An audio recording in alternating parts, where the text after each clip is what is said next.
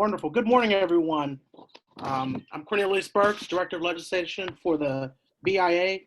It is my pleasure and honor to introduce Councilwoman Angelique Ashby, Mayor Pro Tem for the City of Sacramento. Before I formally introduce Councilwoman Ashby, I would like to thank our wonderful sponsors, Chase Home Lending, Jenny Sapien Real Estate Team, and TriPoint Homes. Virtual waves and applause to our sponsors who make this wonderful event possible. Thank you so much to our sponsors. Councilwoman Ashby is a District 1 Sacramento City Council member, having been elected to office in 2010 and re-elected in 2014 and 2018. Councilwoman Ashby currently is a sole female on the Sacramento City Council. Councilwoman Ashby is a graduate of Sacramento High School. She has a BA from UC Davis, go Aggies, and she's a graduate from the University of Pacific Majority School of Law. She's a proud business owner in Sacramento and lives with her husband and 3 children in Natomas. She's also the only councilwoman to give birth while in office. For an unprecedented 5 out of 9 years, Councilwoman Ashley was selected by her peers to serve as either vice mayor or mayor pro tem for the city of Sacramento. In addition to serving on the Sacramento City Council, she serves on 9 different boards and commissions, including the Sacramento Library Authority, the Area Flood Control Authority, the Regional Solid Waste Authority, and the Local Formation Commission, amongst others. Please help me to welcome Councilwoman and Mayor Pro Tem Angelique Ashby. Well, hi, thank you for having me. First of all, I just made a note. I need to change my bio because next week 2 more women are going to be sworn onto the Sacramento City Council. So that's, important for me to note in the meetings to come. I want to start by saying thank you to the sponsors also. So this selling series has been really fun for me too. I think, some of you get to learn things that you maybe wouldn't hear were coming, or, things that the city's focused on in that region that might help you. But I want you to know that hearing from you helps me too. And it has historically, because no one knows better than you why businesses and residents are choosing an area or choosing to leave an area. And that's helpful to me when I'm trying to lead and figure out what's working and what's not working. So I love a back and forth dialogue. And Cornelius, I just want to ask you, would you like me to just do a quick overview of sort of things happening in Natomas and then open it up for questions, or would tell me what works best for you guys on these Zooms? I'll just take a few minutes to tell you kind of the basics of what's happening in Natomas and Sacramento right now, and then I'll open it up for questions and try to get as many questions as I can before we run out of time. Sound good? Yeah? All right. So first of all, the city of Sacramento, like everyone else in the country, is struggling under the weight of COVID-19. It is hurting some portions of the city more disproportionately than others. So for example, Midtown and downtown are really, really struggling right now. It's a really challenging time for our urban core. Natomas has fared quite well, actually. We haven't really lost any businesses, and we have added a few, mostly restaurants, and like Home Goods and Nation Burger have all come on, and there are a few others that have come on during COVID, and there are others. And construction continues. So big projects like Centene, which is the 5,000 high-wage jobs on the Arena corridor just off of I-5 between Arena and Del Paso. That project, which has been underway for the last year and a half, has been continuing to proceed. There are actually people already moving into that facility for work. Other big projects, the Arena site, something people ask me about a lot. We took a big vote on the Arena site last night. The Sacramento Kings put forward a very broad-based proposal for the Arena. It's not very specific, but it is an indicator that we're working together and that there are things in the mix. What happened last night was that a feasibility study for a regional zoo came back to the city of Sacramento, and it recommends 2 locations in our region. Both are in Natomas. One is the North Natomas Regional Park, and the other is the arena site. The problem with the arena site is that the city doesn't control the site, the Kings do. The park, the city controls the site, so it makes it preferable. The Kings did ask for 90 days to look at that study with me and talk about it, which I think is a hopeful commentary, but I won't read too much more into it. But we'll see if potentially we can move the zoo to Natomas and see if we can get some synergy around that project. In other words, it's about a 12-acre zoo right now that has about 500,000 visitors a year in Land Park. If we do a 40 or 50-acre zoo somewhere else in the city, we can easily reach 1 million people a year in visitors and build around that. So hotels, restaurants, things like that, and maybe some housing. I don't have to tell you that the housing market in Natomas is once again on fire. Everything sells out quickly. Lots of developers coming to see me wanting to do more. Greenbrier should come online. That's a huge project, just the northernmost tip of the city. Should be selling soon. In fact, I think I saw their models up online recently. The Panhandle, which last time I talked to you, that is the section of Natomas that is near Natomas Charter School, if you're really familiar with the area, but it sort of It borders the northern point and is pretty far east into Natomas. Last time I spoke with you, we were trying to incorporate that into the city, an effort that had been going on for decades. That is done now. It is incorporated, and the mapping is happening. That happens before developers buy in and start building the homes. So the mapped lots, it's all residential, fairly large lots. Will be, I think, a really nice high-end project for Natomas. From a standpoint of development, Natomas is doing quite well. I'm very proud.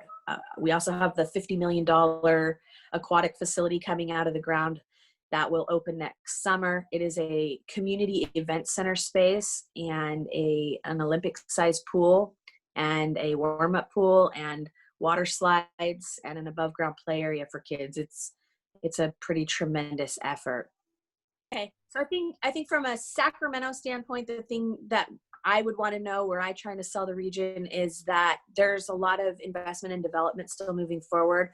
The community center, convention center downtown will open soon. That is a $300 million renovation. Awesome. The new community center theater downtown will also open soon. Also awesome. And Natomas in general tends to be a place where middle income or higher income housing is doing very well, and large employers seem to be very interested. So those are the sort of caveats and things happening around the region right now. COVID-19 obviously creating issues and a lot of need for folks.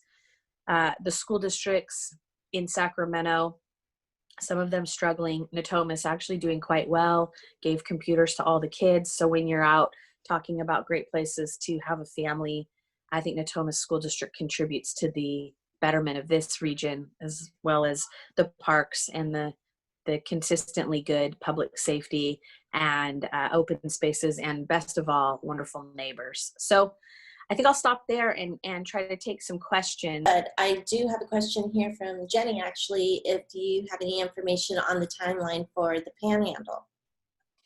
Yeah, so the Panhandle right now is being parceled out, and the most recent action being taken is that some of the folks that are landowners are doing what's called a site map. So they're going through the planning division of the city of Sacramento to identify what the plots will look like, so what the housing lines will look like, and then they'll go sell it to a developer, and then the home developers, and then the home developers will come back with plans and design drawings. So it's in the mapping stages right now. I would guess if it just really depends on COVID-19 and how quick they move, but I would think they could be selling next year, probably end of the year 2021 or early 2022.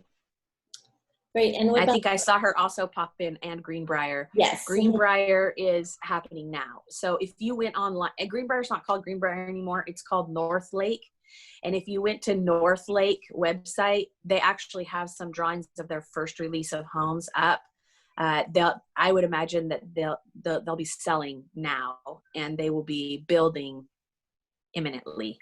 Their goal was to be, they're a little behind, but they're pretty close to on target. They wanted to be up and going by the end of 2020. And I think given COVID, they're doing pretty well with staying on track with that. But I don't think the units are up physically at the site yet, models, but they are online, which means, people can begin to engage. And it's from Don Keller at Plus or Title. What is the status of the gas station that failed at City Council next week at Arena and Duckhorn? Yeah, so this project came forward. It's been 7 years in the mix. So a lot of projects that come to City Hall have sort of ambassadors with them. Besides the developer and the person who owns the land who's proposing the project, there's usually like a lawyer or somebody who professionally does development in our city. And this group started with Greg Thatch and Ryan Hooper, and a couple years in switched and had Tina Thomas and Nick Avdis, all very great representatives for our region, all do wonderful work, and all who we work with a lot. But over those 7 years, the project really didn't modify it enough. They proposed, this is at the corner of Duckhorn and Arena. It's kitty corner from where there's an existing Bel Air with a Starbucks and a gas station and Jim Boy's tacos and stuff like that in there. Golden One Bank. The original proposal to me was a very large AM PM gas station with some drive-throughs. The community did not like it. The planning department didn't approve of the egress and the traffic plan, and so they really set out on what turned out to be a very long effort to make that same or similar project work. And in my opinion, the reason that it didn't ever pass muster is because the developer never really responded to the criticisms of the community. I'll give you an example. The community would say, we don't want gas. And the developer would come back with, okay, instead of AM PM, we'll do Chevron. Or, which is a higher end gas, but it doesn't address the issue that the community was saying they didn't want a gas station there. Or the community would say, we want a sit-down restaurant. And they would come back with a sit-down restaurant, but also 2 drive-throughs for a Burger King and something else unstated. And then in the end, what they really landed with was a gas station and a Starbucks. But unfortunately, it's across the station from a gas station and a Starbucks. So it really didn't bring a value add to the community. And I think felt a lot like a roadside stop that you might see in a smaller town on the freeway that doesn't have as much to offer as Sacramento. And the project was named Gateway, meaning it is a gateway site. And I just think fast food, alcohol, tobacco, and gas was never really taken by the community as a gateway project. The site still has merit. I recommended to the group that they bring back something that the site is approved for development, but it would be offices and restaurants. I think it would be a really good spot for a child care center as well, because it's adjacent to a very large professional technical campus called UTI with hundreds of students. So, there'll be another life for that project, and I'm sure it'll be something that better suits the community, and I'll work with the developer to make sure that they get a nice project in there that benefits everyone. Great. Thank you very much, Angelique. And I have another question for you. It says, Okay. any update on light rail to airport through Natomas? Yeah, it's a great question. I've been on the city council for 10 years, and I don't really ever see progress on that issue, in my opinion.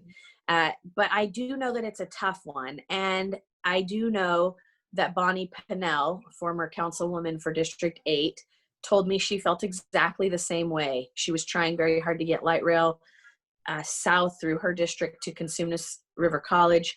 And she ultimately did do it, but she said, it was a very slow process. And then suddenly when the funding was available at the federal level, it happened quickly. I think this is a federal funding issue. It's a matter of infrastructure in light rail. I have not seen any plan move forward that makes me think it's happening imminently, but there have been many efforts to do so. The real catch for the region is, in order to get federal funding, you need local match dollars. So if you all remember, a couple of years ago, there was a ballot measure called Measure A, not the most recent one, but a couple of years back, that was transportation dollars, and it failed. There was a conversation about bringing that ballot measure back this go round, but it didn't poll well. So the people who were sponsoring it decided not to do it. Until there's an additional revenue source to match federal dollars, we won't be able to expand light rail in this region meaningfully at all.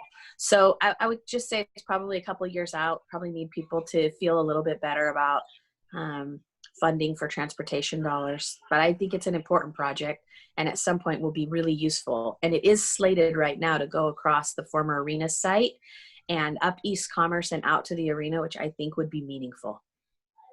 Oh, great. Thank you for that update. A couple more questions. When will Centene be at full capacity, and where are the high-end employees buying homes? Great question. I think the high-end employees are buying homes in Natomas.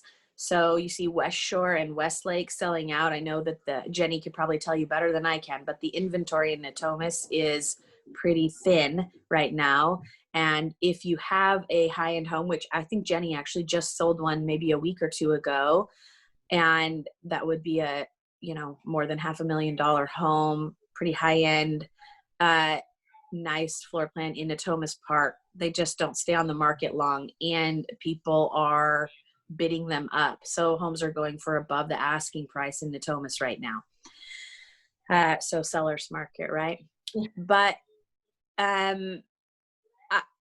when will it be at capacity is a tough question for me to answer. That would be an internal Centene question, but probably at the root of that question is this. What you see of Centene right now, which is 2 enormous buildings, is only the first half of the project. So Centene didn't put a timeline on when they would come back around and build the second set of buildings, but they have already inquired. So I think from their planning standpoint, things are going well.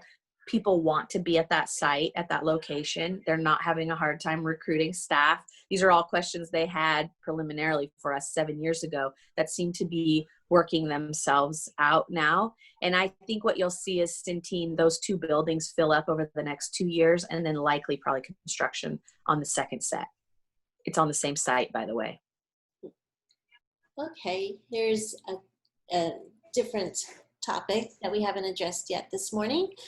It says, could you please speak a little about your position on all electric homes by 2023 for the August council meeting? Sure. Before we go to that, don't let me forget that. I wanted to tell you guys one other thing. When we built out Centene, one of the requirements of the project was that we add high-end apartment complexes in the region. The first of those units was built by the Spanos company. And I just yesterday saw numbers on occupancy for that particular site.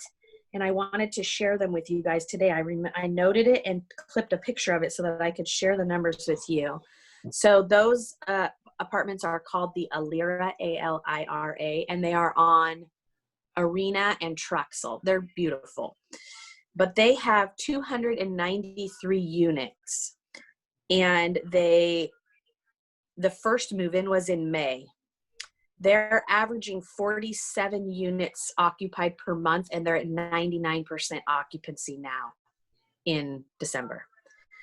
That is compared to a similar product in Midtown, a project called Urban, beautiful project downtown, has 277 units, opened a month earlier in April, is averaging 13 units per month absorption or lease up, and their current occupancy is 36%. The reason I wanted to share that with you all is to let you know that we know that there's a wave of people coming to Sacramento, and this type of data shows us that they're choosing places like Natomas. So we built that complex for Centene. Centene is not fully built yet. So that thing's at 99% occupancy before the folks from Centene moved in. I guess that's my point to you. So as you're looking for opportunities for investment for high-end apartments, condos, or homes, they're going quickly in Natomas. I think in part because of proximity to airport and downtown, but a very different feel. If people have children, they're looking at the school districts, and Natomas rates very high. If they have value in open space, or they're looking for a place that's a little bit more stable with the food and retail, they're likely going to land in Natomas. And I just anecdotally wanted to share that information with you guys because I thought you might find it interesting. Okay, the all-electric homes. Not different from the all-electric cars conversations that are happening all around Sacramento and linking back in California, and linking back to our conversation earlier about why gas stations are a challenge to get through at this point. On the electric home front, when I very first came on the council, there were movements towards this effort. And I think that we have to be careful that our ambition in California doesn't get ahead of our technology, because we still want to make sure that people are able to buy their homes and rely on their homes. But I think I think it's an important and extraordinary effort, and I'm proud to be a part of a state that's leading on climate control and sustainable living. But there are other factors that are just as important. You asked one of them, light rail, how we get around our communities. It wouldn't matter if you built an all electric community and you still had to have a car to live there, and you had to drive 25 minutes to get to the grocery store. So I guess, my answer to each one of these types of questions that come up in isolation is that they're not isolated issues. We have to look at our whole, how communities are connected, how the schools connect to the homes, like looking at the situation we're in right now. For example, there's a big chunk of San Diego City that is out of power right now for some reason. And the estimate is that 5,000 students are not in school in San Diego right now because all of those students are at home and there's no electricity. We need to make sure that homes are a reliable place for families, or they won't buy into that technology. If they feel that it is a risk, meaning their kids might not be able to participate in something, or they can't rely on that structure, then I think we'll see that be a problem. However, if we can show that the timing is right, that it works well with everything else happening in that community at that time, with the access to outdoor space, with schools, with transportation, with access to food and electric cars and all of that, then I think it is an absolute win. And it is definitely a strong goal for our region. Okay, one more question before we wrap it up, because I want to make sure that we honor our time frame. This is from Don Keller again. What is the update on the levee and flood protection? Great question. I usually hit that one on the front end. I'm surprised I didn't. I must have forgot about it. So let's see, when I came into office in 2010, and one of the first times I met with you all, Natomas was still in a building moratorium. We couldn't build anything. If your home burned down or even had damage that was sustained that was greater than 50% of the total value of your home, you couldn't make those repairs. That was a tragic time. Luckily, in 2016 and 17, we were able to work our way out of that building moratorium, and through a WRDA bill, Water Resources Bill, out of Congress. And that bill is still in place. The beauty of that bill is that it made us a New Start project for the Army Corps of Engineers, but also gave us priority for build out, in part because of how much money, how many resources we had already put towards the project ourselves, hundreds of millions of dollars in local assessments at the state and very hyper local level here in Natomas. What that meant was that the Army Corps of Engineers came in and took over the project, and they have been working on it and continue to work on it. They are doing quite well. We still continue to get equal allocations every year to continue the progress. When the project is done, when the levee work is done, the North Natomas levee work, Natomas will be one of the most flood protected areas in the whole region. But what we look for now is sometime in the next couple of years reaching 100-year levels so that people get some reprieve on their flood insurance. Though I would always recommend, if you live in Sacramento anywhere, you should keep flood insurance. But once we reach the 100-year level of protection, it will be a lower rate for people to pay. And then that doesn't end the effort in Natomas. A few years after that, we'll probably reach 200-year levels of protection on those levees, given the guidance with the Army Corps of Engineers. So the short answer is that the levee work is going well, and that Natomas is well protected, and that progress continues. If you ask me to pinpoint the exact dates that they'll reach 100-year and 200-year, it's not possible for me to do so. But they are on target, which would mean in the next couple of years they should reach 100-year levels, and a few years after that, 200-year levels. It's not a big difference between the two in terms of workload that needs to happen. Okay, great. I just want to thank you so much, Angelique. I really appreciate your time and everything and letting us be a part of your morning. Yes.